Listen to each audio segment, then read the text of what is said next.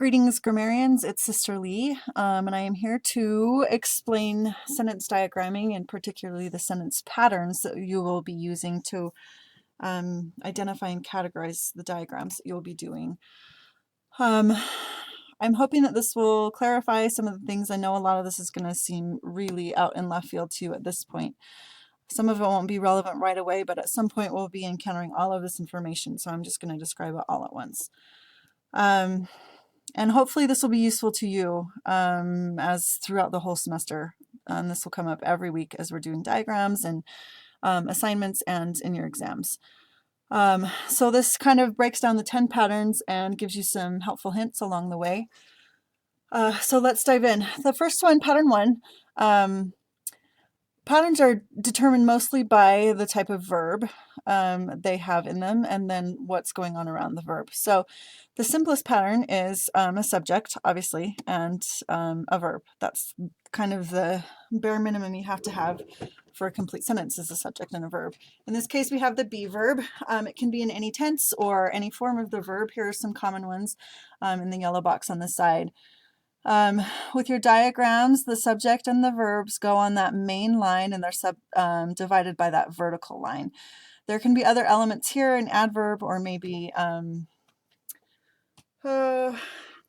adjective before the subject or an article or something, but the main elements here are the subject and the be verb. So if you have subject and be, you know that it's going to be a pattern 1. Pattern 2 is very similar. We have the same basic elements of the subject and the be verb on that horizontal line divided. But this time we have it followed by a predicate adjective. Keep in mind that the predicate means just the second half of the sentence with the verb following the verb as opposed to the subject. And as it says here, the predicate adjective modifies or describes, renames the subject. I kind of in my mind draw a mental arrow from the predicate adjective back to the subject. So I know that those two are related, that the adjective is modifying that subject, even though the verb is in between. And it's separated with a backslash. An example of that sentence would be the girl is tired. We have girl as our subject is, and then our tired, which is describing that girl. The asterisk here is going to be important at some point. A prepositional phrase can function as an adjective, in which case it would go on a pedestal here in the at the end of this diagram.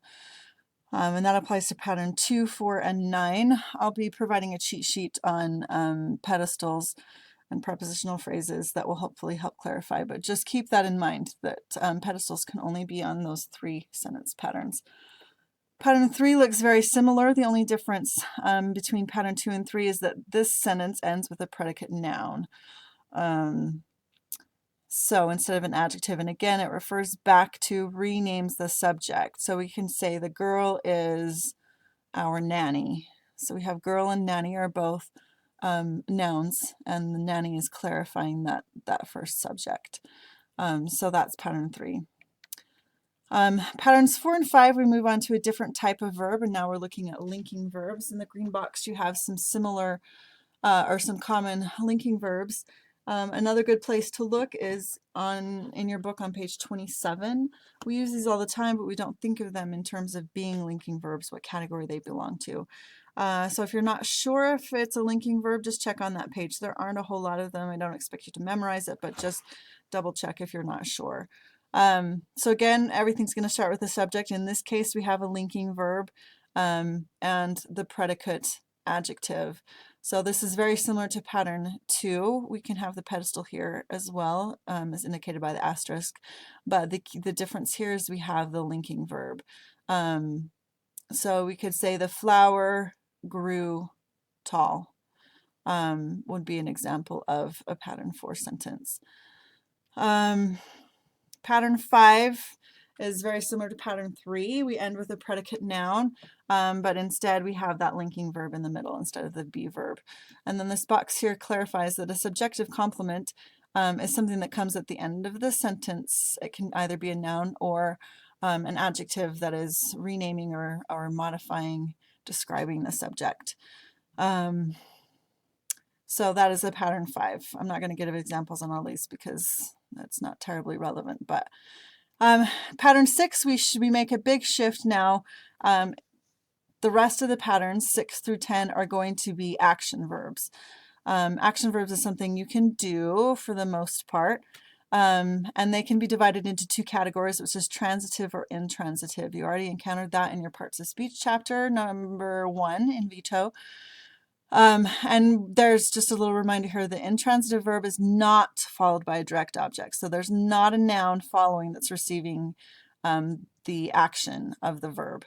And then here, pattern 7, a transitive verb is followed by a direct object. So pattern 6, we have our subject, and we've got a verb here. It's going to be an action verb and an intransitive verb. So she slept.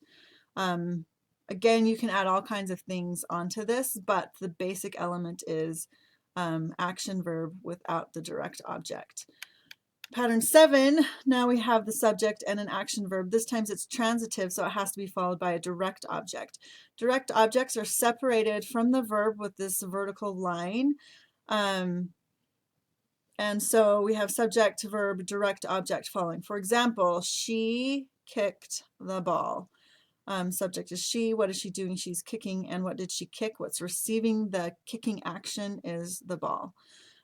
This is a great way to determine direct object is you ask the question whom or what. She kicked what? And if you can answer that without intervening prepositions or anything, it's going to make it a direct object. Again, we'll get to this eventually. Pattern 8 is the same thing as pattern 7. The only thing here is we're adding an indirect object. Indirect objects, you add the preposition to or for. So it's not direct because there's a preposition in between. So we can say she threw the ball to Tim. So we have she is a subject. She's the one doing the action. The action is throw. The object is ball, receiving the throwing action, and the indirect object is to Tim. So that's a pattern 8. Pattern 9 and 10 build on pattern 7.